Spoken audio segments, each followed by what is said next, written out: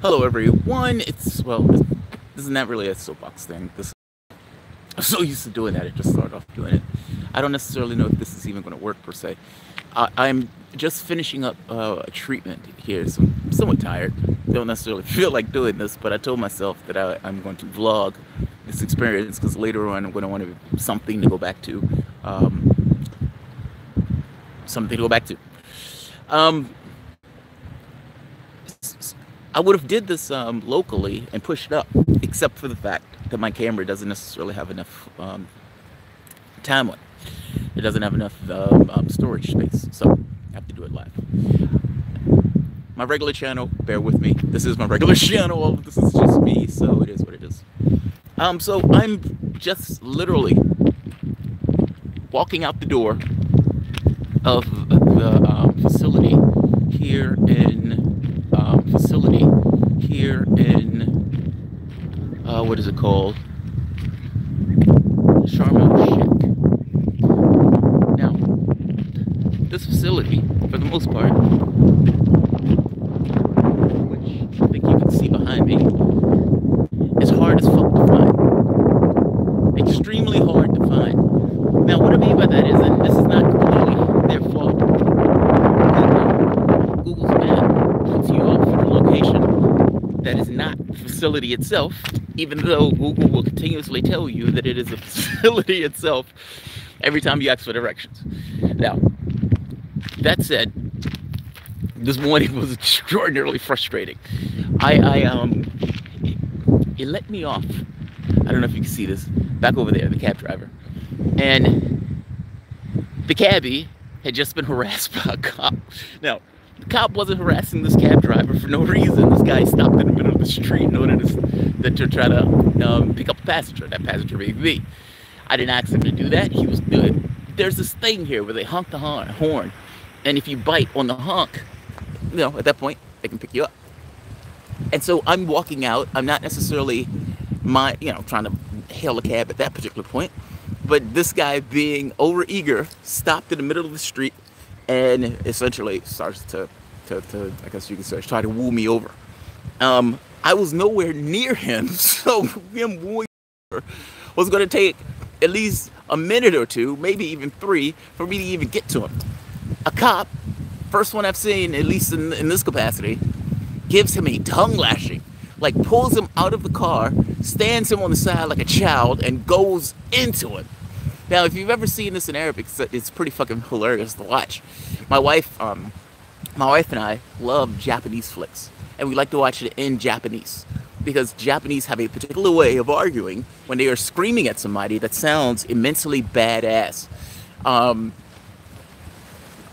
Yeah, it was like, let's go to Japan and just piss somebody off just to see it. No, that's it. This guy gets tongue lashed, and at this point, I think I have like 30 Egyptian pounds or 40 Egyptian pounds. 40 Egyptian pounds. I said, come to him. He says, hey, you want to ride? Yes, I want to ride. Most people here don't speak English. Many of the cabbies know a few words in English to get you from point A to point B, but most don't speak English. I asked the guy, I said, 40 Egyptian pounds. This is where I need to go. And he doesn't necessarily know what this is. Now, for all of the fuckery associated with Uber expropriating wealth, there is one particular point that makes Uber a hell of a lot easier to manipulate in this way, is that I don't need to speak the language. I can get in the back and you can take me from point A to point B because you're using a map. In this case, there is no map. There is no anything else. And he's looking at my phone like it's some kind of device from space. And he's like, here? Yes, just follow this. And the map takes him to exactly not the place. Over, I don't know if you can see this, but like over there in the wrong spot. I'm walking around looking, and I'm like, I don't know what this is. And at this point, I don't want to be here in the first place. It's early, and it's like 8 in the morning. I'm walking around, wandering around. I have no fucking clue where I'm supposed to be. I don't see the numbers. I don't even see the street. Meaning Google is saying that this is the street that you're supposed to be on, and I don't even see the street name that's commensurate with what Google is saying I'm supposed to be on. I am wandering around the area. Don't get me wrong, a beautiful area. You know, you can see behind me, there's somebody kite surfing and all this other stuff behind me. You can see cruise ships and all this other stuff. So, and you know, you can get to the edge, safety regulations and all this other stuff just like freaks me out. But, you know, you can go straight to the bottom. No complaints with the area per se. But I don't know where the fuck I am. I'm literally wandering for like an hour trying to find, like going from point A to point B. Now, at some point, I say, fuck this. I'm done, son. I'm not going to keep wandering around here like this. And Google is not taking me to where I need to be. So, you know, maybe let's find something else to do. Maybe go, you know, and boat or something to that effect. And I hail a cab. Guy, thick mustache, stops to pick me up. Doesn't speak a lick of English. I don't speak a lick of Arabic. Between the two, I'm in his country, so fair enough. And I try to communicate with him through the typical gesture of communication when neither party understands anything, of basic words. Like there's certain basic words like yes and no that people tend to get regardless of whatever culture you're in. Yet, all that stuff. And I show him, I said, bank, because I don't have any more money. Bank. I need to go to the ATM. I think I say ATM. ATM. He says, bank, yes. If that's the way you understand it, yes. Take me to a bank. At the very least, a bank will have an ATM. So yes, take me to the nearest bank. So we are driving by, and I see it. It's right fucking there. I see it. I'm like, stop. There's a problem. I don't have any more money. Which means I still need to go to the fucking ATM, even though I found the exact place that I needed to go. It's right there. Now, in the cab, I'm like, stop. No. Here. This is where I need to be. Here. He says, now? No, not now. Bank. And then here. And he nods in a way that, yes. I don't understand a lick of Arabic. You don't understand a lick of English, but fuck it, we're communicating. Two animals communicating with one another when neither of us speaks the same language. And he takes me to a bank, or at least he tries to, and I stop him. I say, what, right there, ATM, right there. And we stop at an ATM. I get the cash out, and I give him the cash. Now, before getting into the cab, mind you, one of the things that I learned back in 2008 is you don't get into a cab without negotiating price first. You don't do any of this shit without negotiating a price first. Before I set foot into a cab, we're going to figure out how much this is going to cost. Otherwise, what I'm willing to pay may not necessarily be commensurate with what you're willing to work for. Fair enough if that's the case, but I need to know that before I get to the cab, because I don't want this thing of we get to the end of the ride and we're having this argument on how much it costs, how much you pay. He says, how much? He tells me, he asks, okay, 100 Egyptian pounds, which, for what I want, is like 3 times what you would typically pay. Because I have feelings about people not being paid an adequate wage. He says 150. It's like, yeah, give me my phone back. We're done, son. Shit, we're done. You're trying to fuck me over. I'm giving you 3 times the amount, or you're trying to fuck me over. Nevertheless, he says, okay. Get it. He goes like maybe 2 or 3 blocks. Like, so it's not like we're going a long ways. Yeah, it's not like he's going a long. All right, stream was interrupted. Now it's back on. So I think I forget where I left off. The gentleman, and I have to make it quick because I realize I don't have much memory on here. I don't know how to explain it. Take me back to where I was before. I have no idea how to explain it to him. And not just where it was before. I was taken to the place where I flipped out, kind of made a big stink about it. Now, and not to him, more so to where I was like, hey, right here, this spot. He pulls up to another guy. I give him a phone. I said, look, it's right here. I need to go here. He says, what's this? What do you mean, what's this? What's this? It's a map. It's Google Maps. Like, for fuck's sake, it's Google Maps. Like, show her shit is only like 6 hours away. It's not on the far side of the moon. Certainly, you know where the cell phone is, dude. Nevertheless, he finds a guy who's also in a town. And the guy turns to me, he says, "What do you need?" I said, "I need to get to where I was before. Just take me back to where I was before. Short, concise, to the point." And he explains it in what sounds like a split second of a sentence, meaning all of the chaos gets boiled down into the split second.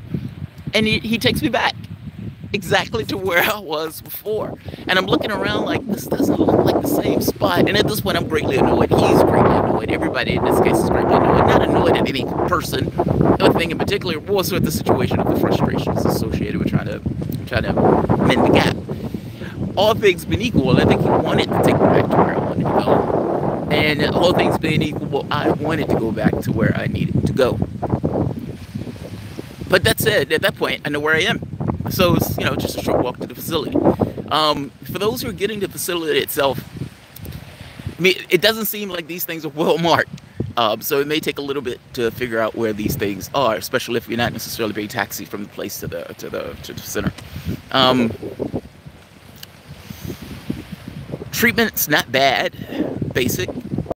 You don't necessarily need it for bells and whistles and all this other stuff. I just need treatment from point A to point B to keep me going. People are nice as can be. Everyone is pretty cool. I bet you would be nice if you were paying three times more than what you should be paying for treatment here. Nevertheless, despite the price gouge, the Egyptian medical service wasn't bad. The other one in Cairo had more to it, meaning there, it was like tea and water and food and all this other stuff. The guy was baking meals to bring to the facility. He made something, I can't think of the name of it. The guy is cool as can be. They took Aisha. Aisha wanted to go, the guy who gave me smoke, he took Aisha to the store. Aisha went with me on the last day because we needed to go somewhere else afterwards. And she was supposed to be doing some touring. She was supposed to be doing some touring without me while I was there. I don't want her wasting her time there. If I don't want to be there, let alone, I love my wife enough to say, I also don't want you suffering through this with me. And suffering is too strong of a word. It's just, I don't want you wasting your time here. So, but nevertheless, the guy takes her to the store. He walks her to the store, carries her bags back. For us, this is kind of above and beyond. It's not something that necessarily takes place in the States. But again, you're paying like 3 times more than what you would typically pay. To give a point of example, if services and everything else are much less. I mean, the very fact of the cab ride in and of itself kind of gives you this idea of the differential currency. $1 equals to 17 Egyptian pounds. That doesn't necessarily give you this full impact of purchasing power of a dollar. When I was here back in 2008, $1 was 5 Egyptian pounds. So the purchasing power has gone down, while at the same token, the items and everything else for the most part stay the same. It's why I don't necessarily mind all that much giving the cabbies and everybody else more. I don't mind. Aisha and I got into a big stink about. That's a whole another thing. That's a whole another thing. But that's it. No issue at all.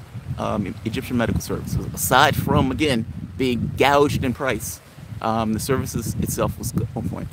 So if it's one of those things that a person needs a treatment in Egypt, don't be afraid of making the voyage or the venture. You'll live. Not just live, you'll thrive. You'll be okay. All right, guys. I'll tell the other Aisha one later. I don't know if I have enough memory.